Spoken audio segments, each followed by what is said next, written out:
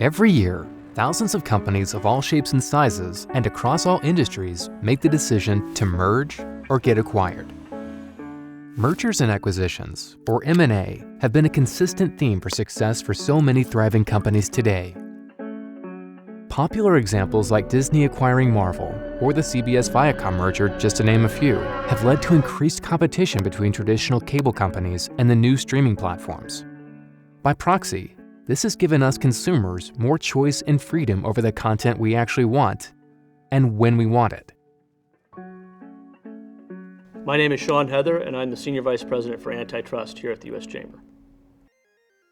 When you think about mergers and acquisitions, most people talk about these things in one of two ways, either what they call horizontal mergers or vertical mergers. And in the case of horizontal mergers, this is pretty straightforward. It's the idea that two companies that are in the same marketplace and are often competing against each other want to form a single firm. And in these cases, they often draw some antitrust scrutiny. It makes sense. If you're taking a competitor out of the market, there's a chance that perhaps there'll be less competition. But if you think about an industry that might have, say, 6 or 7 different competitors, it's probably not a big deal if the 4th largest competitor decides to merge with the 7th largest competitor. But if you think about the 1st and 2nd largest competitors in that marketplace and they try to merge, the government might step in and say that's not a good idea. The second kind of category is vertical mergers. This is the idea that a company is in a space and is interested in either moving up its supply chain and acquiring something that is above it in that vertical supply chain or something below it. So you may be a manufacturer that is interested in having more control over the supply that you need as an input, and so rather than continuing to buy from another company to aid your manufacturing process, you want to go and actually become the producer of those inputs, so you buy up the supply chain. In any given year, thousands of mergers and acquisitions take place in the U.S., ranging from huge national transactions to smaller regional deals.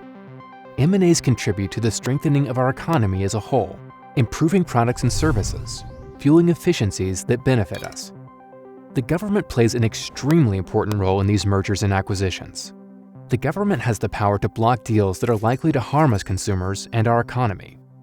They do so by arguing in court through something called economic analysis, which takes a look at any negative implications.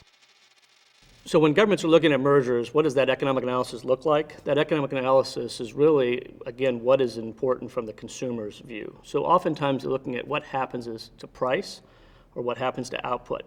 If two companies merge and price goes up, that's a red flag. If two companies merge and output goes down, when there's less output, there's likely going to be an effect on price. The government has a successful track record with antitrust enforcement.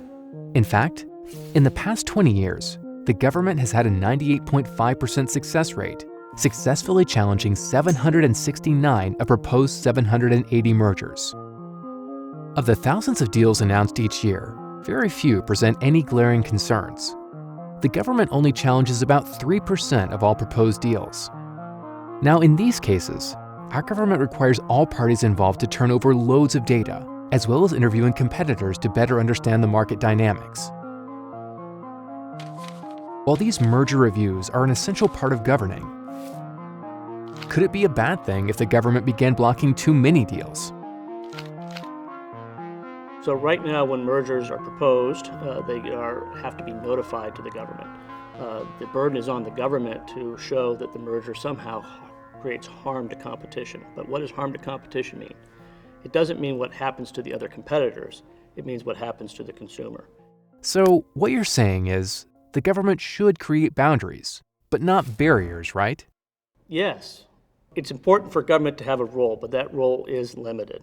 Why is it limited? Well, because government doesn't always know best. The idea that the government can stand in and micromanage the economy would lead to a disastrous result. If the government started to scrutinize mergers in a way that looked at things beyond consumers and the interests of consumers, then all of a sudden you'd be bringing in all kinds of other factors into merger analysis. That kind of government oversight is overbearing, and it really limits the economic freedom. So by most accounts, merger review today is already capable of weeding out deals that harm competition. Again, the data shows that the government has had success. Remember, 98.5% win rate. According to the U.S. Chamber and experts, By fundamentally altering existing antitrust laws that actually promote competition and protect consumers, we'd actually disrupt all the benefits merger activity provides. It may also unintentionally punish new entrepreneurs and investors by making it less attractive to start new businesses or invest in new companies.